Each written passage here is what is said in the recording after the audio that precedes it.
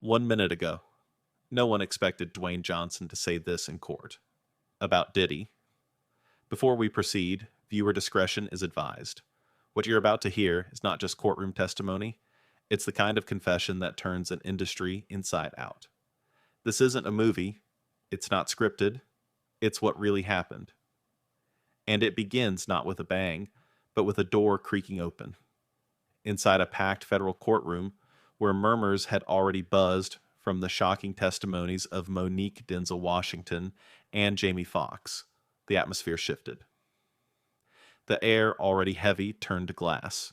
You could feel it break as the side door opened, and in stepped Dwayne "The Rock" Johnson. No announcement, no press leak, no entourage. Just the most recognizable man in Hollywood wearing not armor, but vulnerability. This was not the red carpet titan or the billion-dollar box office charm machine. This was a man unguarded, shaken, haunted. He took the stand with hesitation. Not out of doubt, but because for nearly 2 decades, he hadn't dared to say the words that would now follow. "I don't want to be here," he said softly, eyes darting across the room, "but I have to be." Because silence. Silence is how he got away with it. The he in question, Sean Diddy Combs. Up until this moment, the courtroom had been locked into a rhythm. Testimonies, objections, exhibits, gasps. But now everything halted. Even Diddy, flanked by lawyers, and calm until now shifted. His attorneys whispered rapidly. Prosecutors looked stunned. Cameras clicked. Pens froze mid-sentence. Because no one expected Dwayne Johnson to become the trial's pivotal witness. The Rock's testimony didn't start with outrage. It started with shame. He recounted a chilling timeline how in 2001, fresh off the buzz from the Scorpion King, he met Diddy. The mogul had presented himself as a mentor, a gatekeeper to Hollywood's elite circle. At first, it felt like mentorship, Dwayne said, voice catching. Industry nights, connections, champagne, and handshakes. But it changed. The smiles became stares. The questions got stranger. "Are you down for greatness?" Diddy once asked him, eyes locked. "Would you bleed for it?" Dwayne had laughed. Diddy hadn't. The first rupture came at 2:13 a.m. at a mansion just outside Bel Air. I showed up thinking it was a party Dwayne recalled, but I was alone for nearly an hour. Then they arrived, men in black suits. No words, just silence. Then Diddy entered. Lights dimmed. Audio began playing his own voice on a loop. "Are you worthy? Are you ready? Would you eat what I feed you?" What followed, Johnson said, blurred the line between performance art and psychological terror. He was blindfolded, driven to a remote location, escorted by strangers into a room drenched in red candlelight. 5 men in suits watched silently. A tray was uncovered in front of him. Monkey brains. Raw, still steaming. Everyone who made it ate, Diddy said. Dwayne hesitated, but the door was locked. He handed me a spoon, Dwayne said, voice trembling. Said, "Hollywood's not about talent. It's about obedience." And I ate. He paused then. Let the silence do the talking. The courtroom was frozen. Even the judge seemed to forget to blink. I wasn't crying because of what I ate. Dwayne continued. I cried because of what I gave up to eat it. What followed were a series of what he called obedience trials. They stripped away my identity, he testified, took my phone, played music for hours, made us chant affirmations. I thought it was performance training. It wasn't. It was submission. Dwayne described the moment it clicked. It wasn't about building us up. It was about breaking us down so they could rebuild us how they wanted. The offers poured in after that, but so did the rules. Say yes. Stay quiet. Never question why. He shared one chilling memory, a young actor crying in a hallway during one of Diddy's private gatherings. They told me this is what it takes, the actor had whispered. That moment shattered something inside Dwayne. I realized I wasn't invited because they believed in me, he said. I was invited because I could be useful. The courtroom leaned in, not to watch a celebrity, but to hear a survivor reclaim his narrative. They call it mentorship. They call it brotherhood. But it's control, he said, wrapped in charm, hidden behind music, masked by power. As Dwayne Johnson leaned forward on the witness stand, his voice steadied, not with defiance, but with a kind of clarity that only emerges after years of silence. And then he said it the phrase that froze the courtroom all over again. Welcome to level 2. It was what Diddy told him after the ritual, after the humiliation, after the silence. That's what he said when I finished, when I swallowed, when I sat there sick, ashamed, and alone. Welcome to level 2. Like it was a badge of honor. It wasn't a joke. It was initiation. The courtroom tensed, because now Dwayne wasn't just revealing a personal trauma, he was outlining a system, a hierarchy, a machine, and Diddy. He wasn't just a celebrity producer. He was, in Dwayne's words, the architect. He explained how the initiations were never just about acts, they were about conditioning. Once you crossed the line, you were in. And once you were in, you stayed silent. Or disappeared. The more Dwayne obeyed, the more he was rewarded. Scripts fell into my lap. Roles I never auditioned for. Studio heads told me, "We hear you're a team player." I thought it was talent. But it wasn't. It was obedience. The jury stared. One juror wiped a tear. This wasn't a takedown. It was a reckoning. The silence became currency. And everyone, agents, managers, even publicists, played along. They didn't say it out loud, Dwayne said. But you could feel it. Don't ask questions. Don't say no. And for God's sake, don't say his name unless you're praising him. He detailed how one declined invite to a post-awards party led to his name being pulled from a major studio film within days. I got the call. They've decided to go another direction. No reason, no explanation. Just gone. That's when he knew. It wasn't paranoia, it was protocol. Then came the desert, the retreat. Or so he thought. He described it as a business summit at a secluded estate. But there were no executives, no agents. Only other entertainers, each in their own room, windows blacked out, phones confiscated. The instructions: speak only when spoken to. Repeat mantras. Submit. It was like they were remolding us, Dwayne said. Taking everything that made us human and replacing it with something obedient. Controlled. He said it felt like a cult masked as career development. The jury squirmed. Someone in the gallery gasped. But Dwayne wasn't done. He remembered walking into a dim hallway and locking eyes with another artist, a singer on the rise. She looked lost, he recalled. We didn't speak, but we didn't have to. That look, it was like seeing your own fear on someone else's face. They were all there, not to collaborate, but to comply. It was the price of access, of visibility, of staying on the A-list. They tell you, don't mess this up. But they never say what this is, because if you have to ask, you're already not ready. And then came the moment that changed everything. A private estate, another invite, another mask. But this time, Dwayne said he didn't stay. He described the scene in fragments, guards at every door, guests stripped of identity, and eerie ambiance. And then he saw a young actor, crying, clutching a drink, trembling. I asked if he was okay. He said, "They told me this is what it takes." Dwayne didn't speak. He didn't argue. He walked out. Because for the first time in 2 decades, he remembered who he was before all this. That kid reminded me of myself. Before the masks, before the rituals, before level 2.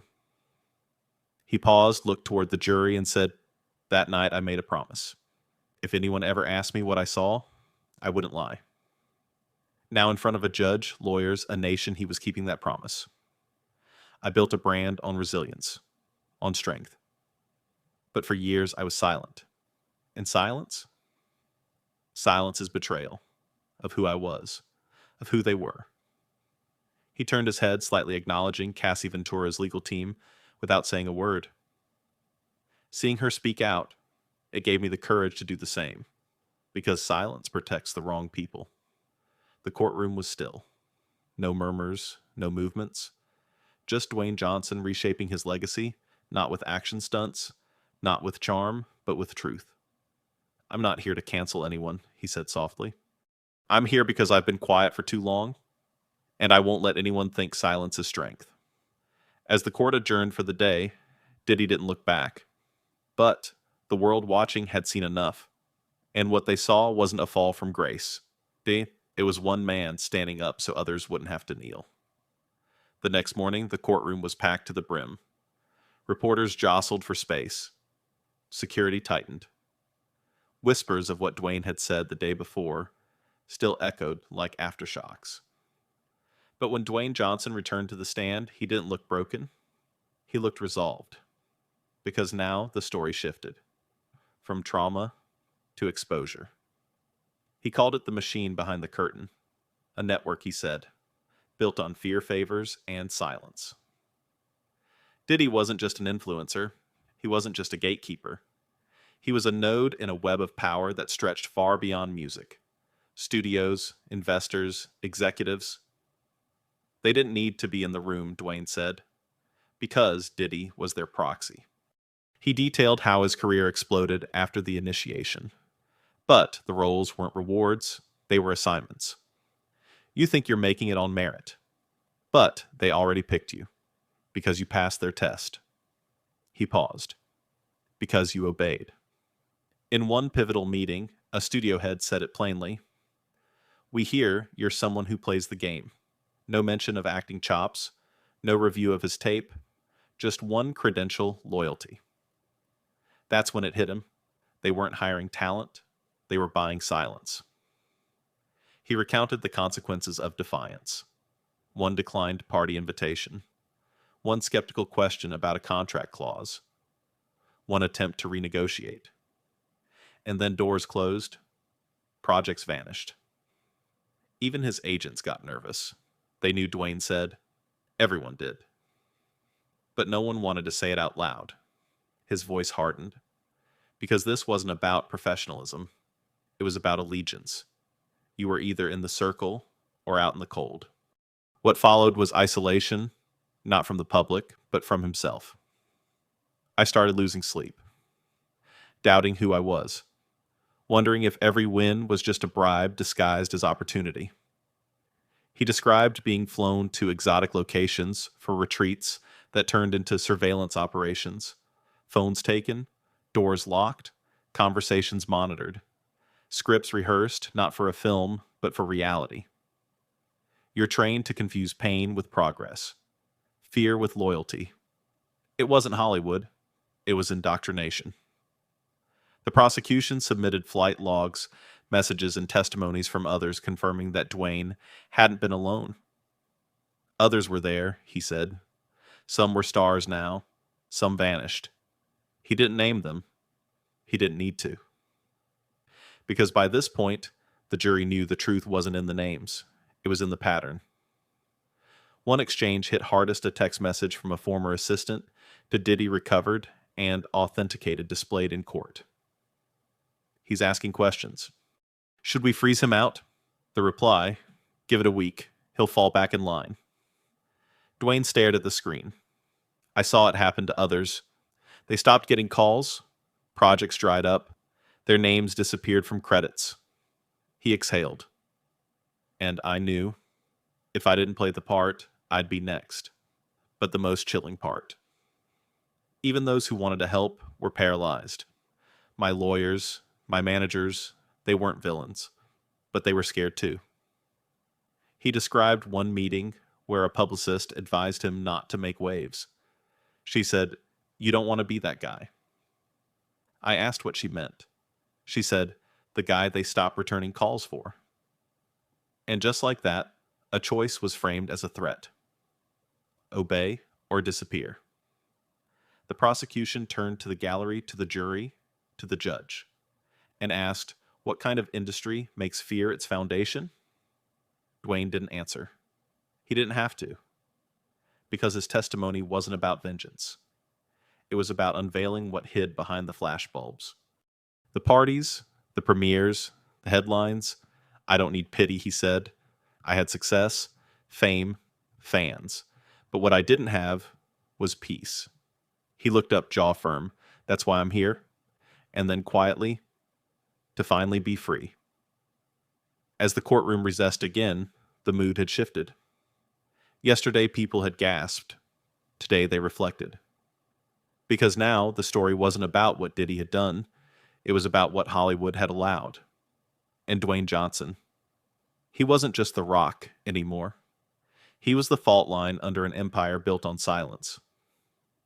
As court resumed, Dwayne Johnson returned to the witness stand with a different posture. Less haunted, more deliberate. Because this wasn't just testimony anymore. It was legacy building. And not just his own. He began with a warning. People think the higher you climb, the freer you are. But it's the opposite. The higher you go, the more they tighten the grip. He spoke of branding how his image as The Rock had been forged in resilience, strength, motivation. But behind closed doors, I felt powerless. The courtroom listened not to a superstar, but to a man detailing how identity gets commodified by a system that rewards obedience and punishes integrity. And then he said something that hit harder than any revelation before.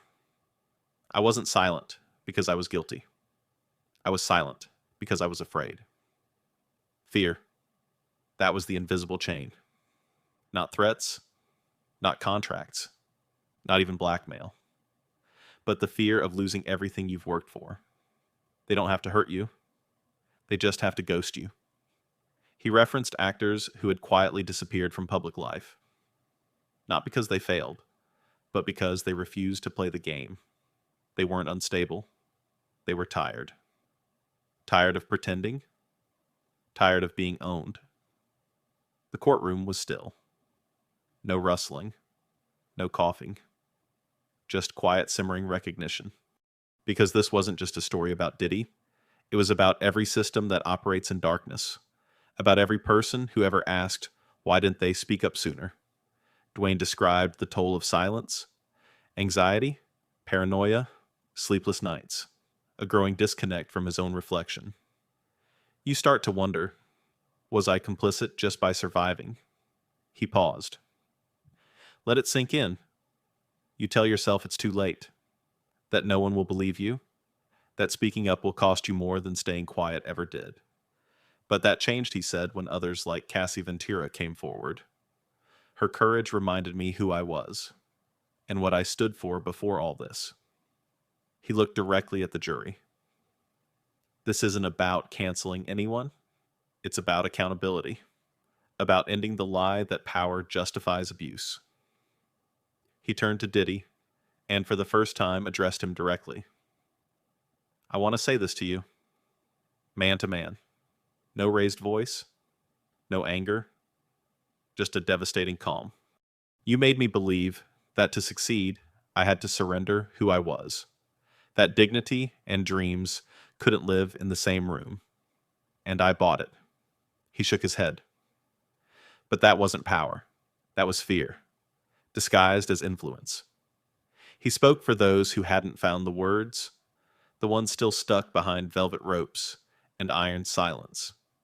You don't get to define my legacy. Not anymore. And then came his final words on the stand. Not to Diddy, not to the court, but to the world. This story, my story, isn't just about me. It's about the ones who never got to sit here. The ones who didn't survive long enough to tell theirs. The ones still trapped, wondering if anyone will ever believe them. He turned to the culture that had enabled this for decades. For too long, we've treated success as justification. We say, that's just how the industry works. But it's not. He took a breath. And if it is, then maybe the industry should fall. A murmur rippled through the gallery. This was no longer a testimony, it was a cultural indictment. And Dwayne Johnson had just become its most powerful prosecutor. He stepped down from the stand. The room didn't erupt. It didn't need to. Because the silence left in his wake was louder than any headline. There was no fanfare as Dwayne Johnson left the witness stand. No applause, no dramatic exit. But the room felt different. He hadn't just testified. He had turned a courtroom into a mire and made the world look at itself. The bailiff led him toward the swinging doors at the back. But just before crossing that threshold, Dwayne paused. Not to look at Diddy, not to speak to the press, but to speak to everyone who might someday face the same moment. I want to leave one more thing on record, he said, voice steady. This isn't just about stardom, or headlines, or scandal. He looked toward the back of the room. This is about the people who never got to tell their stories, the ones who didn't survive, the ones still behind the curtain. His eyes swept the courtroom not for effect, but for connection. For decades, we've accepted the myth that power comes with a price, that if you want success, you have to surrender something essential. He shook his head. But that myth is breaking now. And then came the sentence that would live long after the cameras stopped rolling. I stayed quiet because I was afraid I'd lose everything. But the truth is, I never had anything if I didn't have myself. A murmur rose in one corner of the room. Even the judge didn't interrupt. Dwayne nodded once more, as if sealing a personal promise. To anyone watching this, wondering if it's safe to speak up, let this be your signal. He turned, pushed through the doors, and disappeared from view. Outside, the world reacted. Social media exploded. Celebrities posted messages of solidarity. Fans who once idolized The Rock now saw the man underneath. The headlines didn't focus on scandal. They focused on truth. The Rock breaks the silence. Dwayne Johnson's testimony reshapes Hollywood, fear, fame, and the fight for integrity. But perhaps the most striking shift wasn't online. It was behind closed doors. Meetings were canceled, NDAs reviewed. Executives, once untouchable, began drafting new scripts not for films, but for damage control. Because this wasn't just another celebrity expose. It was a reckoning. And it didn't end with Diddy. In the days that followed, other voices began to rise. Former assistants, bodyguards, up-and-coming artists. Each testimony wasn't just a bombshell, it was a domino. The silence so long weaponized had become contagious in a different way. Not as fear, but as resistance. And Dwayne. He didn't do a press tour, didn't sit down with Oprah, didn't launch a tell-all book. He went home. To his family, to quiet, to peace. Because that finally was his to keep. And what remains now is not just a broken illusion. It's a challenge. To the industry, to the audience, to every young person entering fame's orbit. Will you protect the myth or break it? The silence is over, and there's no going back.